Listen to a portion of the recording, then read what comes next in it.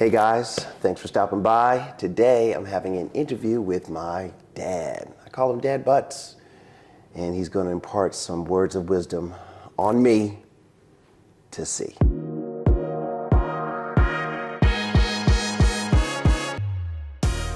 Dad Butts. Jeffrey Butts. Thanks for coming. My pleasure. All right. So Dad, you've been with Mom for 58 years. That is not heard of in today's society. I'm even a child of divorce. Not child of divorce. I've had a divorce now, and I guess, well, how do you do it, Dad? How do you do 58 years? You know, the real, I'd say, reason one can do it, and it doesn't necessarily apply to me, it's one word, and it's called respect. Okay. Lack of respect, okay, would lead to a relationship that will not be comfortable. I am comfortable in my marriage. Yeah. And I do believe it's because of how I respect your mother. How did Mom gain your respect? I can't give you an answer on that because she should tell you more about how she gained my respect. All I can say is that I tried to be respectful. Okay. You know, we're certainly overusing the word, but it's a matter of saying to myself that when I've chosen the person that I would like to be my mate, I would want her to be the kind of person who is respectful, as I try to be respectful. Okay. All right. So when it comes to the matter of respect and love, Correct. right? I'd imagine you consider yourself pretty blessed and lucky, huh? Without question. Yeah. Because I know that I'm blessed and lucky to have you guys still here and still together to impart, you know? So I got a couple questions, Dad.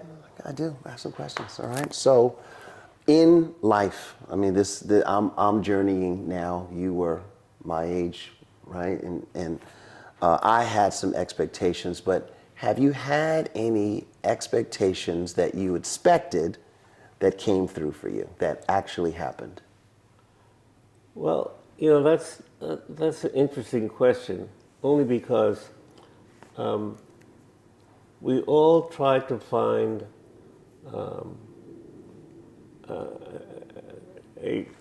a reason, if you will, to gain a certain feeling for how we're going to be in the future, and to understand, which is difficult, you know, what it will be like once or if we ever achieve that goal. I'm not sure I'm answering your question. You are. So my question is, did you set out to do something and do it? It's, again, that's difficult. The answer isn't really as cut and dry as you're saying it, principally because in my case, and I can't talk for others, I did not ever really set a goal of what I wanted to do in life.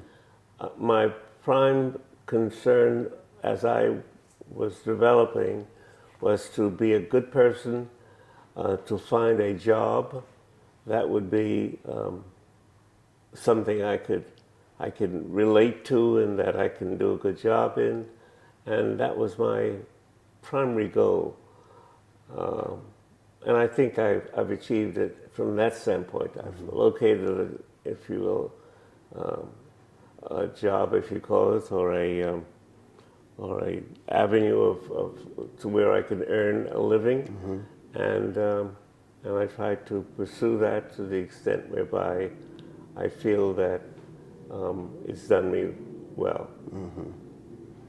I mean, now you say job. When you say the word job, to me it means clocking in. To me, it means clocking in somewhere, and then at the end of the day you clock out, right? That's correct. I've never known you to have a job. I've only known you to Have a business. have a business. And that's true. But Yeah. you're asking, or you did ask in terms of what was my aspiration. Yeah. And I didn't really have a clear-cut aspiration. You just knew you had to make money. All I knew was I had to make money. I had to earn a living. I had to do something with my family. Sure. You know, and at least try to keep everybody safe and understand that I was going to do my best. Did you have anything that inspired you? Well, I did. And that was my father. My father truly inspired me. How? My father was the kind of person, for example, that really had two ways of earning a living as I grew up. One of them was that he was a presser in the garment district. And he told me the story that during the time when things were really, really bad, he and 5 other of his friends, who at that time was seeking employment, would be given jobs intermittently, and that these 5 guys always pooled their money at the end of the week so that each of them went home with a reasonable amount of money to feed their families. Wow. They were members of the International Ladies Garment Union, Okay. and they were, this is the way they handled their business, and that they felt this was the only way they could have at least achieved what was done at those very, very difficult times. And when you say difficult times, you mean racist? Depression. Depression time. Depression times. There probably was racism included, because these were 5 men of color. Yes. And this is how they survived during those early days, I'm told. Dad. Subsequently, Yeah. my dad decided that he wanted to be independent of that, Sure.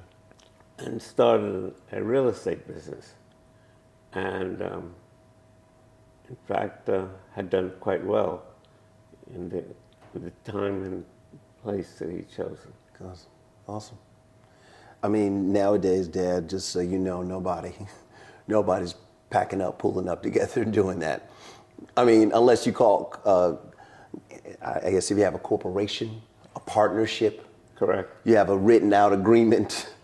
But I can only imagine in that case of 5 guys, if there was one guy that was making more money than the other guys, you might be a little salty. I mean, Well, these were men that really trusted each other, as Yeah. I'm told. And I was successful in the course of my life to have met one of those 5 guys that that was eventually assisted in finding a real estate property that my father, now a realtor, had gotten for him. okay. So in that instance, What did he become? What did he do? he became a minister. Minister. Yes. So I guess in my mind, each, Were they all Guyanese? no, they weren't. No. No, they weren't.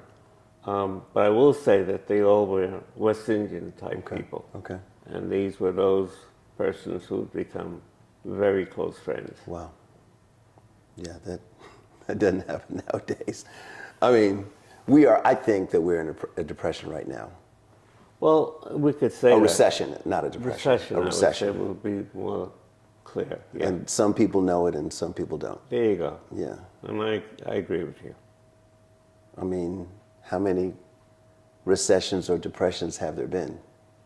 I mean, I remember the one in the 80s with the gas. That's correct. You had to have your license plate. You could only get gas if your license plate was on the odd or on the even day. That's I remember that. Those were days. I want to say Reagan was maybe president, maybe? I believe you're correct. Yeah. Yes. But 80s, I mean, I was 10 something. Sure. 10. And so What do you find inspires you nowadays? Well, to feel comfortable that I've lived a fairly good life, that I'm the kind of person, for example, who try not to let things worry me. My wife is concerned that oftentimes I would say, leave it until tomorrow. I would much rather at this time not to concentrate too hard on that which maybe others might feel of concern, big concern. Well, it'll work itself out, I say these days. Does it? Not necessarily. No. But it makes me feel, that I don't have to dwell on it to the extent whereby I become too paranoid. That this has to be done at a specific time. And as a consequence, I think it makes my life easier to deal with me. What do you do for your health? What do you do? Or do you even think about your health? Well, I do. You do? Regularly. Okay. There are doctor's appointments that I do make. It includes such things like eye appointments. It includes such things as dental appointments. And the dental appointments comes with you arranging for me to have my teeth done. Yeah. And in my mind, my dentist is a fellow by the name of Jeffrey Stephen Butts. That's me. You named me. Yes. Yes. And I make a trip from New York, where I hail from, to Atlanta, Georgia. Okay. And I should tell you, I don't want anybody else to work on my mouth. I want only Jeffrey Stephen Butts. Okay. Okay? That will- Because I trust only Jeffrey Stephen Butts with my mouth. Now, see, Dad, before I was a dentist, you trusted whatever his name was. Yes, because Yes. there was nothing else to trust. Sure. Sure. And we go to the dentist when we feel we have to, and we're called upon by appointments that are made on the occasion that we do go. Right. They'll say the next 6 months we'd like to see you again, and I go back to that individual. And this is how it's been and how it's done. Do you have the most proud or joyous, happiest moment in your life? Do you have one of those, like, that was the one? Yes, What? when Dr. Butts became a father. Oh. But wait, I wasn't Dr. Butts when I became a father. No, I'm just telling you, when Dr. Butts, I'm calling your name as Okay. Dr. Butts. Okay, okay. But when you became a father at Jeffrey Butts, if that's what you want me to do, it was a very glorious time for me. I truly was impressed, and I'm still impressed with the grandchild that you gave me, and I'm seeing her as a person who will do very well in life. I think so. God willing. I think so, God willing. God willing. I think that was, I don't know if it was my proudest moment, but it definitely was one of my scariest moments. Well, I can understand that. Because up until the kid, I was what I considered, considered, a man-child. That's how I felt that I was. I see. Yes, I can see that. And being a man-child, it's not really much responsibility, But that's the point. you know? But you've taken on and you've done well with your responsibility, to which I'm also proud of you. Thank you. But that you used the time you said, proudest moment. Proudest. I admit to you that I am very proud of both you and my grandchild, Joey Butts. Yes. Tell me, Dad, do you have any, not regrets, but like, I wish I? Do you have any of those feelings? Does it ever keep you up at night? I wish I, or any regrets type? Well, yes, I would say that. To recall them might be difficult, but I thought as a youngster, I felt that I could be, if we're looking at that level, I could be a lawyer. and I did attend law school, Okay. but didn't complete it. Why?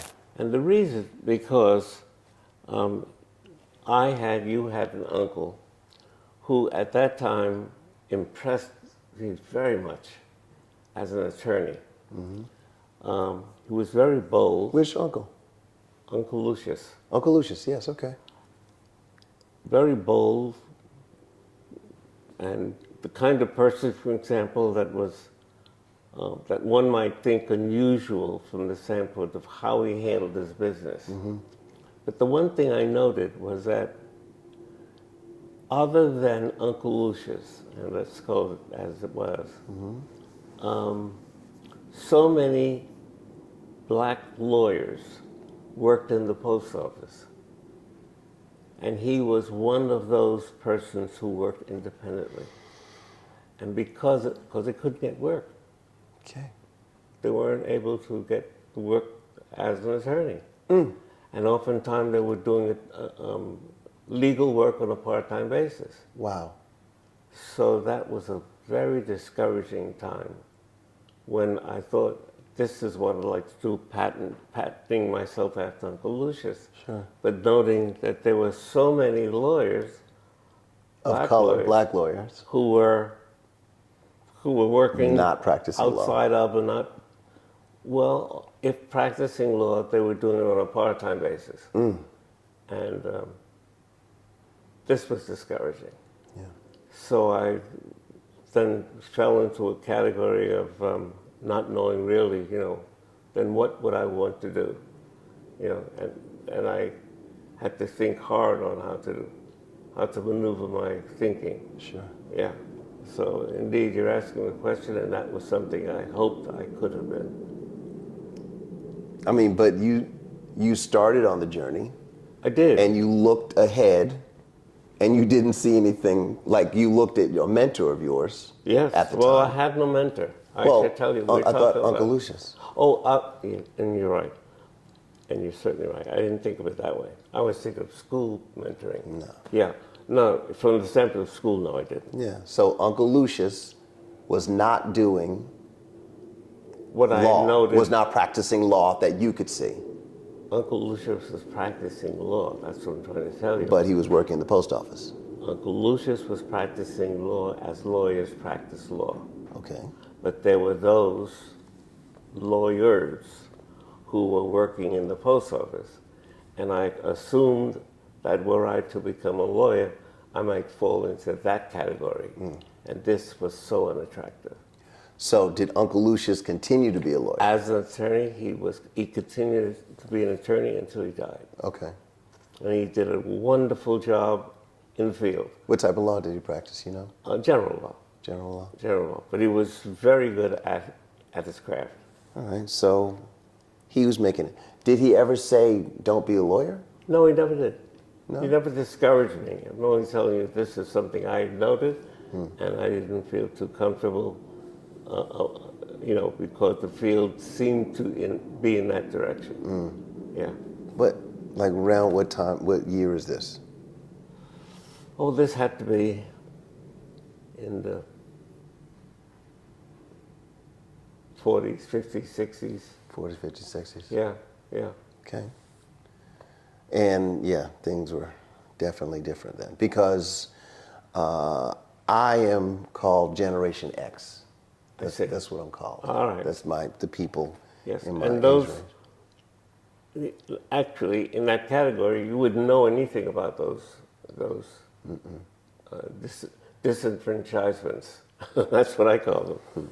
Yeah, you wouldn't know that. You know, do you know this guy Joe Rogan? Do I know? No? I Well, don't. maybe you wouldn't know him like he knocked on the door and came over and said, hey, Doc. Good to No, see you." I don't know. But anyway, he's a UFC fighter, announcer, Okay, and he also has his own podcast. okay, And he had this guy on the show who's a clinical psychologist named Jordan Peterson. All right. And they said this phrase, which I thought was interesting. Okay, see if you could help me understand this. So he said, hard times make hard men, right? And these hard men then make good times. But then the good times make soft men, and soft men make hard times. You know that? I would not even think about that. Okay, so what I'm saying is that you came out of hard times, Indeed. I'd say. Yes. And you made times really good for me. I do know that you and Mom gave me a amazing A1 life. Well, I had one. yes, I'm glad we were successful in doing so. Yes. But Dad, it almost made me soft. Like, I hear what you're saying. yeah, I mean, because it was good times. Yet, okay? Among the things we did, and now I can tell you, and obviously you could remember, we made you understand that things were not that easy, Oh, I did understand that. okay? So in as much as things were a hell of a lot better than they were for me. I'm better. But yeah, you gave me the history.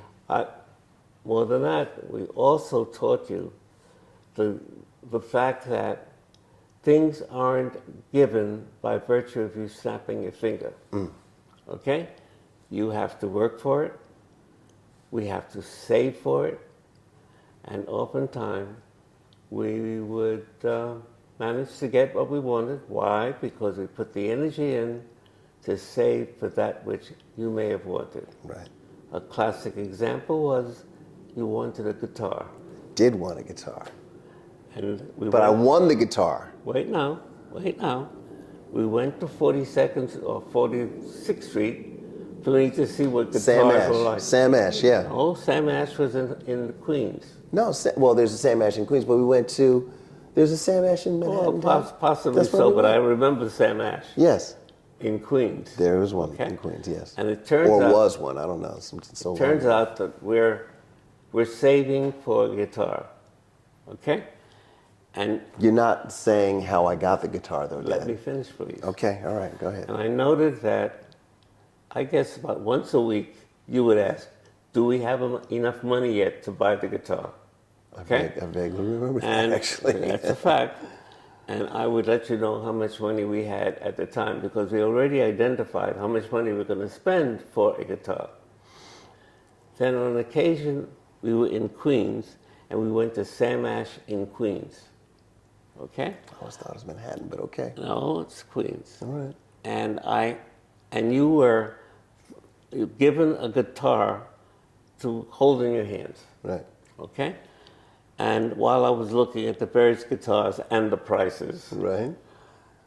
there was the sound in the Sam Ash, okay, that others seemed to, other patrons was just kind of listening for this sound.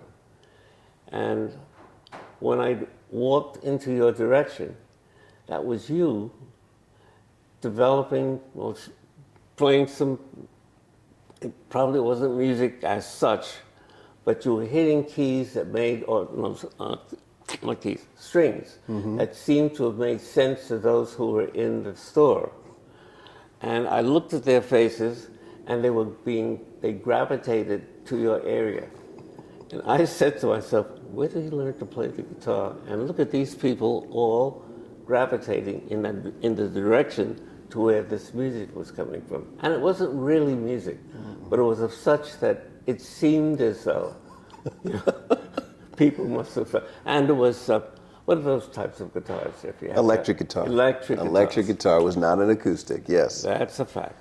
Because, yeah. So that was an inducement for your father to say, wow, he really probably should get a guitar so that he could learn quickly how to play a guitar. Dad, you must have forgotten, Dad. I won the guitar in a racquetball match with you. Oh, I know that. That part I know. Oh, okay. But well, I won. this I was- beat you.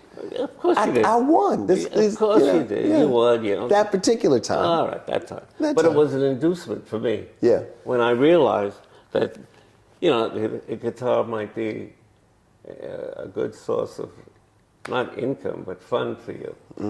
More than that, if you might remember, I was trying, and your mother and I were trying to get you to play a woodwinding instrument. That was school. That was school Going all doing the way that. back. Yes. I'm going all the way back. Yeah. Okay, a woodwind instrument. I did not like that. Oh my goodness, you did not. No. Okay? I played Mary Had a Little Lamb. Well, of course, but then I looked at you from the standpoint of the guitar and how you seem to have some interest that obviously you carried your interest to the point whereby you had a little band. Rock and roll. Okay? Rock and And roll. yes, these are the things that I remember. Sure. The guitar was, I thought it was freedom. I thought it was. Possibly. Because it seemed like my heroes seemed pretty free. Now, some of my heroes were dead. Jimi Hendrix. Sure. Well, he was really my hero. But then there was that band, if you remember, Led Zeppelin. Oh, yes. Yes. You played that all love the time. that band. Well, he's still around. Around. That guy. Yeah, that guy. sure. And I could get with, his name was Jimmy Page, is Jimmy Page. Right. So I had Jimi Hendrix that made the like just crazy noises. That's correct. And then Jimmy Page that made crazy noises also, but it seemed like I could follow his fingers or follow something with him, about him, to be like, okay, I could get that, I can touch that. Sure. But the Jimi Hendrix stuff, I would put my guitar up against the speaker and hope the guitar would talk back to me to do that. what was happening at home Sure. in Riverdale. I mean, I was wrong, but I thought that it was some kind of magical something. Sure. And then I had my first talent show, Okay. and I wrote my first song, and that was on an acoustic guitar. Okay. You're still on the subject of what did I find exciting or find absolutely thrilling? Go, yes. Okay. I made a trip to Atlanta, Georgia. Okay. And when I flew in, you did ask, well, you did make arrangements to pick me up. Okay. And on this occasion, you told me you had a car. And I was concerned, because I know I didn't give you any money for a guitar. Car. I'm sorry, for a car. For a car, yeah. For a car. Yeah. And we go to the parking lot, and you ask me to pick out what you think is your Which one? car. Which one did I buy? Yeah. And I looked throughout, cursory look, and I chose a car that was down the line in the parking lot. And you said, no, Dad, you're standing in front of it. I couldn't believe this car was so ratty. Yeah. It was the rattiest car I've ever seen in my life. What do you want? What do you want me to do? And to my surprise... You didn't buy it for me. I had to get it. And to my surprise, you owned a car. I did. And a car that you earned yourself. Paid it with dishwashing money. And I thought that was the most prideful thing for your father. That I can almost say, among things that was very, very exciting to me. Cool. Okay? You had And to the car, yeah. the car had no brakes. Nope. The car had no floorboards. No, it was a hole in the floor. There was a huge hole in the floor. Yeah, you could see the ground moving, yeah. And as you drove, I could see the ground moving because I had to hold my feet aside of this hole. And I remember telling you, Jeffrey, you've got to slow down because the ground seems to have been moving too fast. It was a stick shift. And it was a stick shift. Yeah. I also remember how you parked the car. Had to park it on a hill. Not only did you park it on a hill, you had to jam the wheels into the curb. That's right. No brakes. So that the car didn't move. This is years ago. Well, of course. I was just making it. I was just trying to make it, but Dad. You did it yourself. I did. And that was the most prideful thing I can say I enjoyed. Not graduating dental school. No. Oh, that was nice. That came later. But I'm talking about this was something that truly excited me. It's interesting you said about graduating dental school. I always knew you were smart. Thanks. And my only objective is that you stick with it. Okay? And you stuck with it. So in my mind, throughout your education, I always said, if he sticks with it, he's going to make it. So I never had a doubt that when you went to dental school, you wouldn't be a dentist. No doubt at all. Honestly, Dad, I didn't either. Because it was so hard to get in there in the first place Correct. that I was like, oh, I hit the door? Oh, well. And I knew a couple people that had graduated and were already okay. dentists. I was like, if they can do it, I can do it. Well. Just tell me what to do. And that, it made it easier for me from coming from being a rock star. Oh, sure, no doubt. Because I did everything, almost everything. I didn't do some things, but the some things that I didn't do were against the things that I would do normally. So I was like, I'm not going to be able to do that. So anything else? And the answer was no. Makes sense. It made my dreams of rock and roll feeding me and my family made Sure. it go zero, Okay. none. Well, But I still play a little bit. yeah. Not a lot, and yeah. I will get myself together to play more and play out at some point. All but right, all right. It's only for fun. Well, I acknowledge that it was something that made me proud. Cool. All right. Got any worst points? Well, I wouldn't care to discuss any worse points, other than on the occasion when I would say, Jeffrey, you drive too fast, you didn't listen to your father. But thank God you have not had an accident, and as a consequence, I have to say thank God. Wait, I was driving too fast in the jalopy, in the beat up car. Yes. You didn't think of it as a jalopy. You thought of it as It's my car. your car. Yeah, it's my car. And you knew your car, and you could drive the way you drive in your car. Okay. And I understood that, but it did oftentimes frighten your father. Gotcha. I never meant to scare you. Well, I have to question that. I think you wanted to put me in a particular category. Dad, I scared you? What? What? The category was, he'll get used to it. Okay. I just said, You know, that's actually not far from the truth. I was hoping that I could just keep driving and then you just be calm with it. Just be like, okay. Yeah, no, that never happened. It never happened. And now my car does not have a hole in the floor. No, and it it does doesn't. have brakes. And it has brakes. And it has all the And features. I bought it myself again. And you bought it I yourself. bought it myself. So, yes, so that adds to the pride that I have for you. It's a fun car. But how have I been driving these last few days to you? What, just go ahead and just tell me. Fairly okay, because you acknowledge that your mother and I are in the car. Yeah, I'm trying. And you're trying your best to be a little more respectful. Okay. Okay, so I give that some points, positive points for you. Dad, what were some of your thoughts on raising me? Like, did you have any, like I'm born, and then did you have any plans for me? Well, I can tell you one thing. In fact, the way we raise you, I believe, boy, I never really thought about it.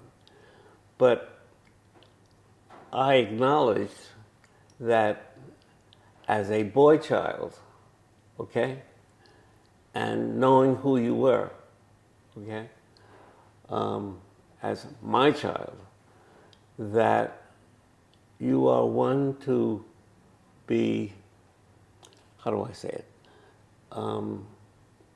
interested in a lot of things, okay? And I'm not sure if you felt from the standpoint that you must try a lot of things, but what made me feel a bit concerned and that you have to be watched was that you would try a lot of things. And so in as much as as a father, I know that you're a boy child and you're not going to be in my company as you attended your growth spurt. It kind of forced me to be a little more relaxed But it took time. I should tell you that. It took a lot of time. To relax, huh? Yeah, to relax. I mean, I thought I was a good kid. I was just not a great young adult. No, you were kind of a pain in the neck Yeah. as a kid. Oh, that too. Okay, great. When a car was seen on Hemlock Road or whatever that road was, I thought I saw your son, said one of the neighbors. Dad, I don't even know why. I thought I saw your son driving a car. I said, my son doesn't drive a car. They may have seen me driving a car. No doubt. They may have seen me. But, Dad, the stories went crazy, though. People were just seeing me everywhere. Okay? All right, so just real quick, I'll tell the story. So I was getting driving lessons from Rodney Harrison. Correct. In his VW Bug, 1970 something. Correct. Right? So I was ready for my driving lesson, but Rodney wasn't there. Correct. He wasn't there. Correct. He kept the keys in the car. Right. Because we're in Pennsylvania at this time. Correct. And I was like, well, I got time. It was summertime. I had time. I was like, let me practice. Let me practice driving. Right. I didn't think of it as Grand Theft Auto at the time. I just thought of it as I'm borrowing almost like a bicycle to learn how to ride. You know? And the car had no, it wasn't automatic. No, it was stick shift. Stick shift, right. So I did get stuck on the stick shift. I did, I made the car stall a couple times. And I got it together. Oh, you did? Yeah. As the neighbors. But all of the people saying that they saw me and no, that's not true, Dad. They saw you. They did not see me. And then there was like people that said that I took the car outside of the 5 square mile. Oh, I did not know. I didn't hear that part. I heard too many stories. It just got too sensationalized. Oh, I see. Okay, well, you were part of the sensation. Yeah. Anyway. But no, Dad Butts, I really just wanted to share this moment with you. Thank you. Because this is my new thing nowadays. Correct. Is sharing moments. Correct. And you are my first teacher with Mom. Sure. And you made it so that all the things that I was hearing in high school, like black people were slaves and a white person freed you, Right. and you're welcome. And let's continue with today's lesson. I couldn't really understand that because you and Mom had me feeling, we didn't talk about slavery or that type of history when I was younger, but I felt comfortable or not like I was a descendant of slaves.